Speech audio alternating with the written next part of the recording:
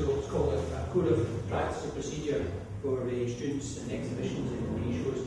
I won't go over that in detail. I'll go over the checklist that goes with it.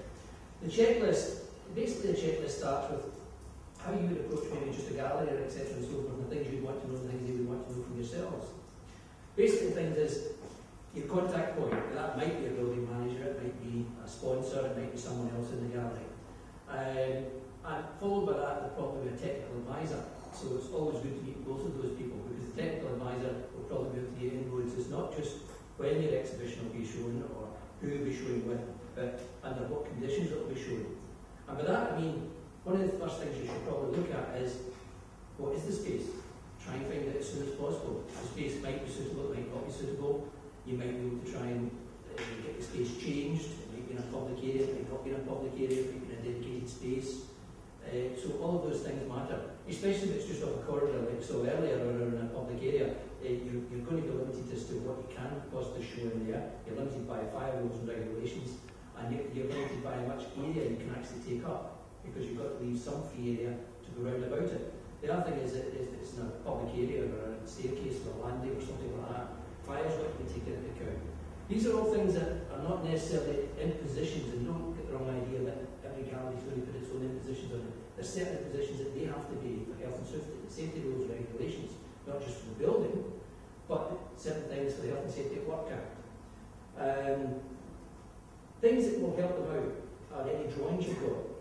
So if you think back, when you first started on the course, we taught you to draw. It might come in very handy now, because drawing is worth quite a lot of words. It might save you a lot of words. So if you can sketch out, show them what you're looking at, it would be helpful. Any technical data, especially using the web nowadays, if you can get technical data on things you're about to do, or things that have, if it's chemicals, or things that light, or things about power, or things like that, you'll get technical data from the web nowadays. It's a good thing. It gives you some support, gives you some backup. It lets your fingers do the walking, see what you can find.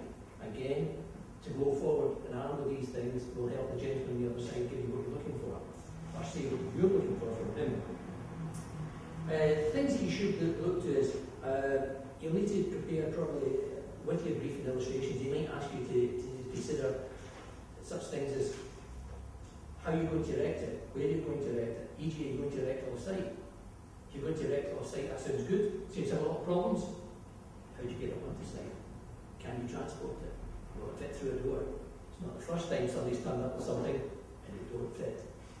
I mean, it's the last thing you want to be trying to do is take something apart you've just made, partly because of the finish or something like that. You'll damage your own work. So it's always worth considering just the height, the width, etc. and so forth. And the weight can be a wee bit daunting as well. You know what I mean? Let's just say it was a large piece of ceramic work in some format. It weighs a lot. You know what I mean? And will it sit here? The other thing is you've got to consider is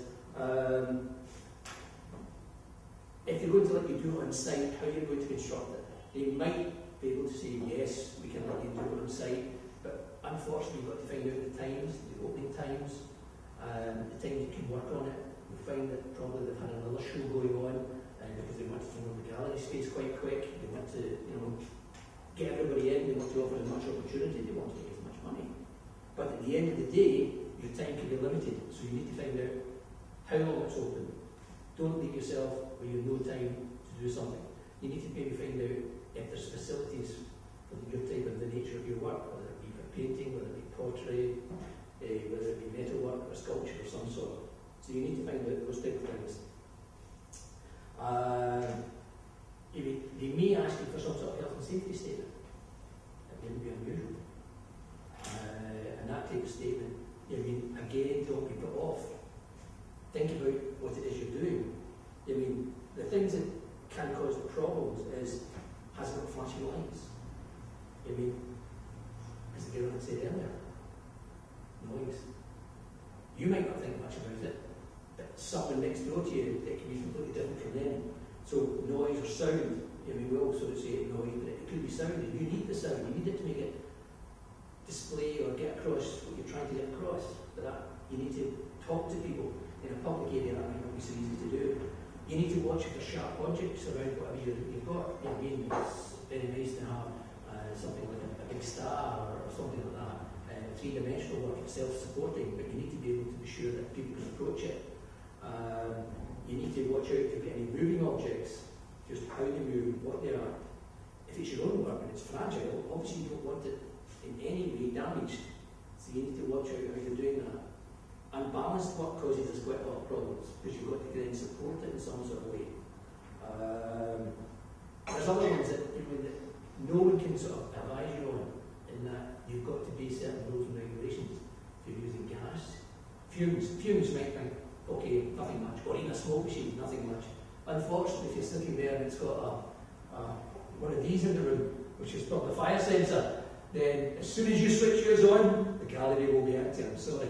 That's the end of it. We're all outside standing in the street because we'll think we're a fire. So you need things you need to do, you need to go with them. The other one is we've had quite a number of is animals, whether it be furry animals or whatever other animals we have. But we've had, yes, we've had animals in our degree shows, not unusual. And there's some husbandry and all things like that. You get complainers. I don't think that's very good at all. That's not the way these animals should be kept and things like that. We need to be prepared for these people. Okay? Not just for the gallery, but for the person who's coming to see the work.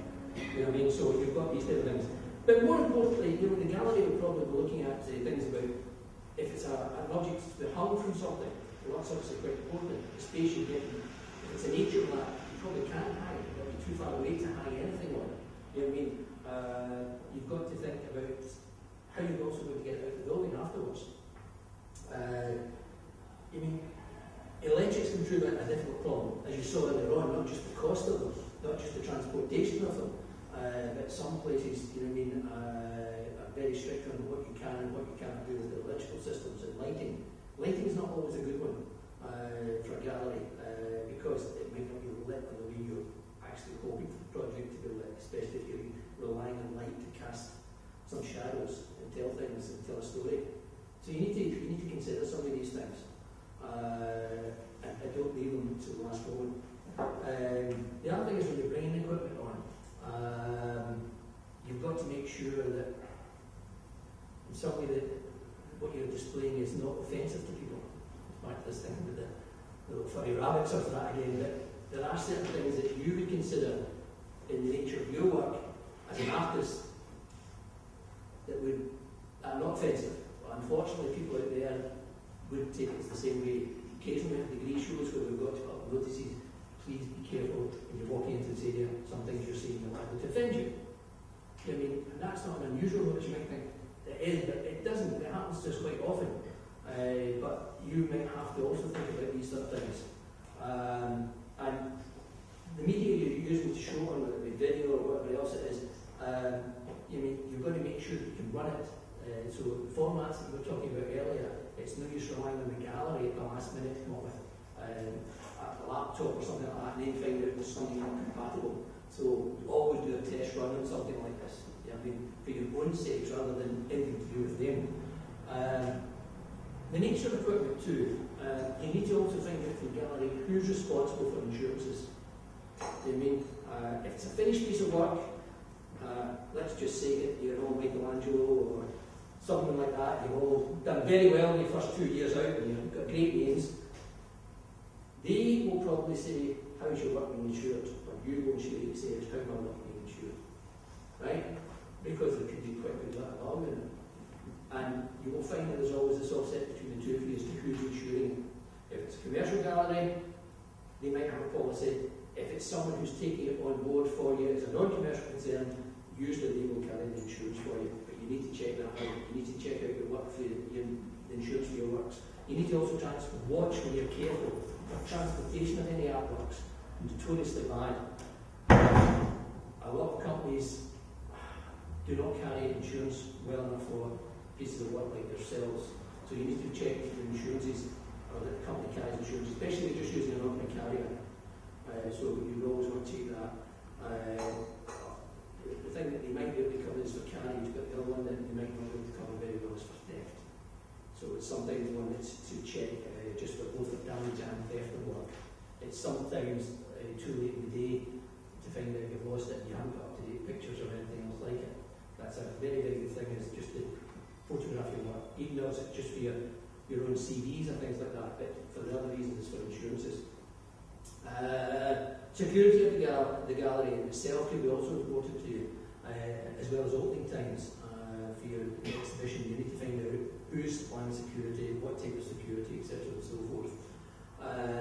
It's always good that if you're not there every day, that if it needs tending in any way, it needs wound up, it needs wound down. If you've got a list of instructions and somebody isn't in the gallery willing to put it on for you, then you can use their expertise, because it's not always going to be in the same place as them, and it's costly to be at one of these shows.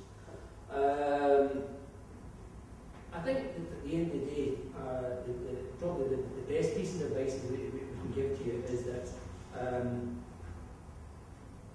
it would be best to talk to whoever's displaying it with you, to the technical department. That's why we say it's not just the person who's arranging it, it's the person in the technical department. If they have someone there, he's your best ally.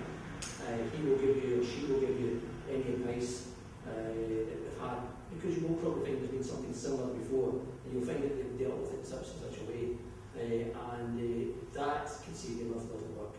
It really could, because if you get on well with them, they may be able to assist you more than hinder you. So throw yourself on them and say, can you? It's worth an awful lot of work. Okay? I think that's good. Thank you so much.